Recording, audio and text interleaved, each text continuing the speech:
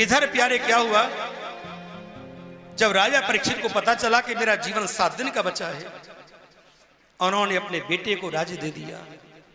उनके पुत्र का नाम था विष्णुराज। अब चले आते हैं संतों की शरण में और एक ही प्रश्न करते हैं, महाराज 7 दिन में मरने वाले को उस पाप का प्रायश्चित करने के लिए क्या करना चाहिए? कोई संत कह रहा है तुम व्रत करो, कोई कह रहा है तुम तप करो, कोई कह रहा है तुम खड़े होके अपने पाप की निर्जरा करो। अंत में प्यारे कुछ समझ नहीं पा रहे थे। महाराज परीक्षित बड़े विचलित थे। अब सब संत सोच रहे हैं कि हम क्या करें, राजा परीक्षित का उद्धार होना चाहिए। तो सभी संत और राजा परीक्षित मिलकर के गंगा के पावन तट पे पहुंचे। सुकुरताल नाम के स्थान पर, मुजफ्फरनगर जिले में स्थान पड़ता है सुकुरताल। और जिस पेड़ के नीचे सुखदेव जी ने राजा परीक्षित को भागवत सुनाई थी, वो पेड़ आज भी है वहां, वैसा के वैसा। बहुत बड़ा विशाल वृक्ष है। वृक्षों की जो उम्र होती है ना, हजारों वर्ष होती है। तो कहते हैं अनेक संत बैठे हुए हैं। उन संतों के सामने परीक्षित जी महाराज अपना दुख कह रहे हैं। महाराज, जिस व्यक्ति की मृत्यु 7 दिन में होने वाली हो, उससे अपने कल्याण के लिए क्या करना चाहिए? तो सब अपने अपने मन की बात बता रहे हैं। अंत में सब संतों ने पूछा, राजन तुम्हारी इच्छा क्या है, तुम क्या चाहते हो? तो उनके मन में एक ही भाव आया कि मेरी यही इच्छा है कि जिस गोविंद ने हमारे पूर्वजों की रक्षा की, हर जगह पर उनका साथ दिया, वही गोविंद भी मेरा यहां पर साथ देंगे और मुझे कोई गोविंद की भागवत सुना दे। यही मेरी अंतिम इच्छा है। मैं भागवत श्रवण करना चाहता हूं बस। उन संतों में से भागवत कहने के लिए कोई भी तैयार नहीं था। क्यों, भागवत कहना कोई साधारण कार्य तो है नहीं। वेद वेदांत का जिसने अध्ययन किया है प्यारे, कोई भागवत कह सकता है? भागवत कोई ऐसी किताब नहीं, सत्यनारायण भगवान की कथा पढ़ो और हो गई कथा। अरे भागवत के लिए प्यारे, भागवत में खोना पड़ता है, भागवत जैसा बनना पड़ता है, भागवत का मनन करना पड़ता है, भागवत का चिंतन करना पड़ता है, भागवत का स्वाध्याय करना पड़ता है। जब भागवत को तुम समझोगे तभी भागवत को किसी को समझा पाओगे। इसलिए भागवत को खुद ना समझाओ, वो भागवत के विषय में किसी को क्या बता सकता है? कभी सोचा आपने? इसलिए कथा चाहे सबकी सुनो, सम्मान सबका करो। लेकिन प्यारे कभी कभी ऐसा होता है ना, जब हम उल्टी सीधे लोगों के द्वारा कुछ ऐसी चर्चा सुन लेते हैं ना, तो हमारे मन में थोड़ी सी परेशानी पैदा हो जाती है। इसलिए कहते ज्ञान भी लो तो ऐसे श्रेष्ठ पुरुष के द्वारा लो जिससे तुम्हारे जीवन की भटकन खत्म हो जाए। ये कथा ऐसा नहीं बाजार से लाओ और बांस तो हो गई कथा प्यारी। अरे भागवत करने के लिए बहुत बड़े ज्ञान की आवश्यकता है और साथ में प्रेम भी हो, दोनों चीज की आवश्यकता है। जो भक्ति को भक्ति के प्रेम में सराबोर कर सके ज्ञान के माध्यम से, ऐसा ही संत हमको भवसागर से पार कर सकता है। मेरा आवागमन छुड़ा दे, ऐसा कोई संत मिले। मैं गिरधर की गिरधर मेरा उनसे प्रेम करा दे, ऐसा कोई संत मिले। महाराज परीक्षित ने भागवत सुनने की इच्छा प्रकट की। उधर सुखदेव जी महाराज विचार करते कि चलो गंगा स्नान करने हम चलें। जब सुखदेव जी महाराज आए सुकुरताल नाम के स्थान पर, तत्रा भवद भगवान व्यास पुत्रो, भगवान व्यास जी के पुत्र जब आए तो सब खड़े होकर के परीक्षित का सम्मान करते हैं, इज्जत करते हैं। बड़े बड़े संत बैठे हुए हैं, सब ने सम्मान किया है। राजा परीक्षित से कहा, राजन परीक्षित, अब तुमको सदगुरु मिल गए, ये तुम्हारा बेड़ा पार करेंगे, ये तुम्हारा कल्याण करेंगे। अरे 7 दिन तो बहुत बड़ी बात है। अगर सच्चे गुरु के ज्ञान को 7 मिनट भी अगर संसारी व्यक्ति अपने दिल में धारण कर ले, जिंदगी भर कथा सुन लो, पर जब तक प्यारे आप सच्चे ज्ञान को अपने हृदय में नहीं बैठाओगे, तब तक मुक्ति कैसे संभव है? आपको सुकून मिल सकता है, आनंद मिल सकता है, पर भगवत प्राप्ति तभी होगी जब जीवन में आपको सच्चे ज्ञान की प्राप्ति हो जाएगी। और सच्चा ज्ञान सद्गुरु ही कराते हैं। सद्गुरु ही हमें जीवन में सच्चा ज्ञान कराते हैं। इधर क्या हुआ, परीक्षित ने चरण पकड़ लिए सुखदेव जी के, सुखदेव जी के, उनको विधिवत पूजन किया, उनको सिंहासन पर बैठाया और चरणों में बैठ गए हैं। इसीलिए कहा है प्यारे, जिनसे कुछ सीखा जाता है ना, उनकी बराबरी नहीं की जाती।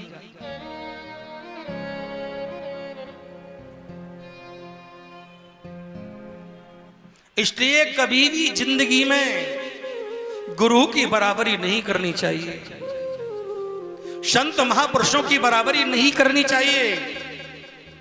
उनके चरणों में बैठ करके हमको प्रसाद ग्रहण करना चाहिए प्यारे, उनका ज्ञान लेना चाहिए, इससे हमारा कल्याण है। अगर तुम उसकी बराबरी करने लग गए, ठीक है, कभी कभी कहते हैं ना, शिष्य को भी भगवत कृपा से गुरु से ज्यादा ज्ञान हो जाता है, बच्चों को भी माँ बाप से ज्यादा ज्ञान हो जाता है, पर ये नहीं कि उस ज्ञान के चक्कर में तुम माँ बाप को, अपने गुरु का अपमान करने लगो।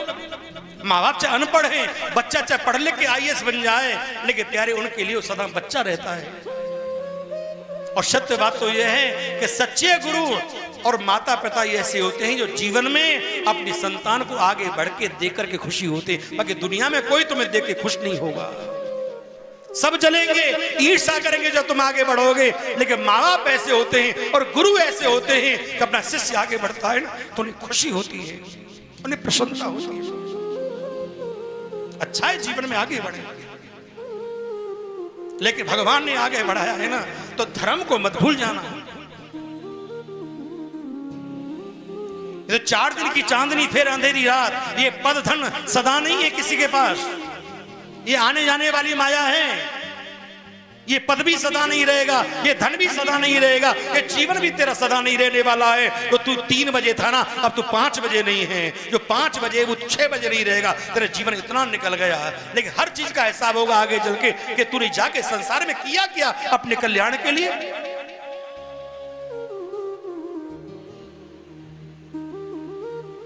जब तेरी डोली निकाली जाएगी, जब डोली तेरी निकाली जाएगी प्यारे, तब क्या होगा। पूछेगा हाकिम तो क्या कहोगे तुम, पूछेगा परमात्मा तो क्या कहोगे तुम कि मैंने कुछ किया। इसलिए यही ज्ञान है। एक ही प्रसंग को लेके चले तो प्यारे, एक प्रसंग में तुम्हारा 4 घंटा निकल जाएगा, पर हरि कथा बहुत विस्तार में है, तो सबको स्पर्श करते हमको आगे बढ़ना है। मेरी बहनों, आज राजा परीक्षित जो थे ना, एक ही प्रश्न किया, ज्यादा प्रश्न किया उन्होंने कि भगवान की प्राप्ति कैसे हो। और हर शिष्य के लिए ध्यान रखना, ये उपदेश है व्यास गद्दी से, ये धन वैभव ये तो तुझे मिल ही जाएंगे, ये तेरे पुण्य का प्रभाव है, कोई बड़ी बात नहीं है। लेकिन अपने गुरु की शरणागति में आते हो और भगवान के द्वारे जाते हो, तो एक ही भाव रखो, ठाकुर जी मुझे कब मिलेंगे। मेरी जिंदगी में वो वक्त कब आएगा जब ठाकुर जी का मैं दीदार करूंगा, जब ठाकुर जी मुझे अपने दिल से लगाएंगे।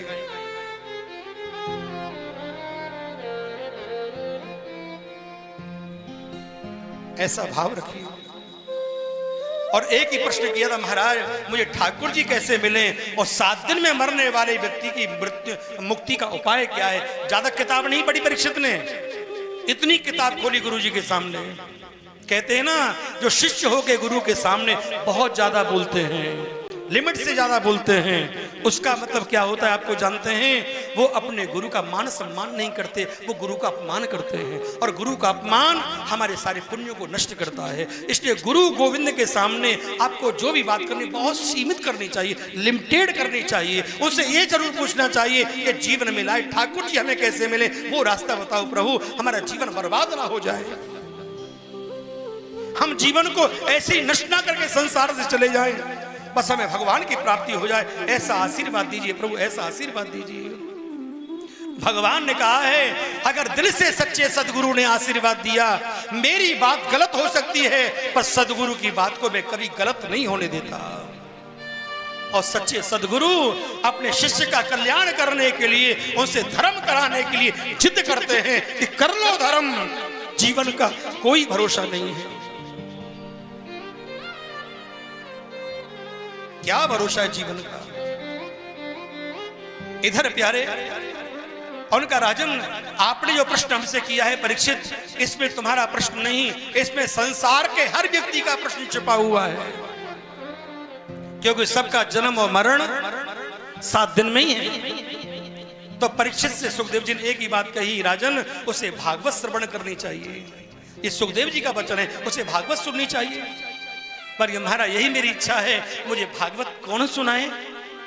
तो सुखदेव जी आज प्रसन्न हो गए, कहा राजन स्वयं परमात्मा श्री हरि ने शायद आपके लिए ही मुझे यहां पर भेजा है। आप चिंता ना करो, मैं आपको भागवत श्रवण कराऊंगा।